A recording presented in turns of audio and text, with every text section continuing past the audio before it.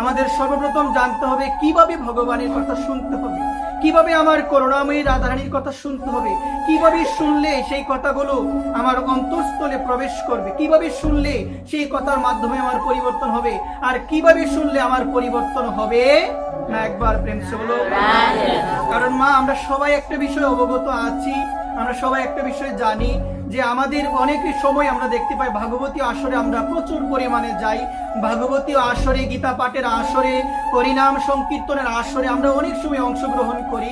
কিন্তু মা, এত অংশগ্রহণ করার পরেও পর্যালোচনা করে যে বিষয়টি আমরা উপলব্ধি করি সে বিষয়টি হলো মানুষের অন্তরাত্মার কোনো পরিবর্তন হচ্ছে না, মানুষের অহংকার বিন্দু পরিমাণ কোনো কমছে না। দিন থেকে দিন যত দিন যাচ্ছে মানুষের অন্তরে তত অহংকারের পরিমাণ বৃদ্ধি পাচ্ছে। তো একটা বিষয় হলো মা, এই যে ভাগবতী আসরে আমি আসলাম, তো ভাগবতী আসরে কি এই শিক্ষাটা দেওয়া হয় যে তুমি অহংকার করো?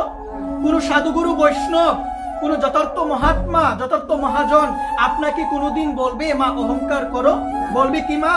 এই যে আজকে এই আসরে আসলাম, এই আসরে আসার পরে কোন সাধুগুরু বৈষ্ণব বা কোন গ্রন্থ, সেই গ্রন্থ কি আমাদের শিক্ষা দেয় অহংকার করার জন্য?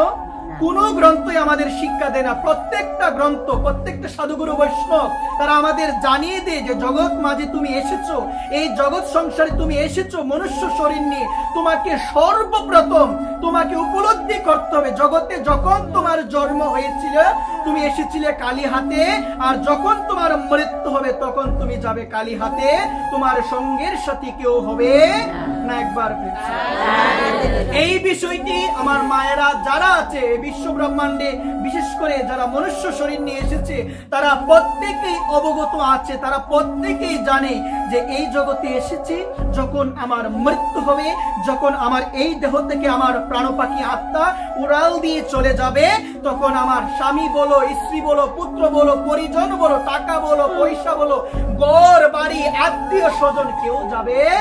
যাবে কি? কেউ যাবে? কেউ যাবে। এটা আপনারা জানেন না, এটা আপনারাও জানেন, আমিও জানি। কিন্তু আমার কথা হলো, এত জানার পরেও, এত বুঝার পরেও আমরা একটা বার আমাদের হৃদয় থেকে, আমাদের মন থেকে আমরা উপলব্ধি করি না যে আমাকেও তো একদিন মরতে হবে, সবাই তো মারা যাচ্ছে, আমাকেও মরতে হবে, যখন আমার মৃত্যু হবে আমিও তো কিছু নিয়ে যেতে পারবো না। কিন্তু শাস্ত্র জানিয়ে দিল তোমার আমার শেষের দিনের সাথী হবে কেবলমাত্র ভগবানের নাম, কেবলমাত্র হরিনাম, হরিনাম বিনে সেদিন সাথী কেউ আর হবে। আমরা জানি না কথাটা মা? আমরা সবাই জানি। দেখবেন মৃত্যুবরণ করার পরে আমাদের যখন স্কন্ধে চাপিয়ে শ্মশানে নিয়ে যাওয়া হয়, সবাই বলে বলো হরি, হরি বল, বলো হরি। সবাই বলছে মা বলো হরি, হরি বল, বলো হরি, হরি বল। এই কথাটার অর্থ হলো মা, হরি বলতে নির্দেশ করা হয়েছে যে হরিকে স্মরণ করো। কিন্তু মা, আফসোসের বিষয় হলো সেদিন সবাই বলবে হরি বল, কিন্তু সেদিন আমি বলতে পারবো মা? কেন পারবো না বলো না? কেন পারবো না? কারণ আমার ভিতরে সেই প্রাণ পাখি থাকবে না। যে প্রাণ পাখি না থাকার কারণে সেদিন আমি কিচ্ছু বলতে পারবো না, সেদিন আমি কথা বলতে পারবো না। আমাকে ঘিরে আমার আত্মীয় স্বজন, আমার মা বাবা, স্ত্রী পুত্র পরিজন সবাই মায়ার কান্না কান্না করবে, মায়ার কান্না কাঁদবে, সবাই সবাই কাঁদবে।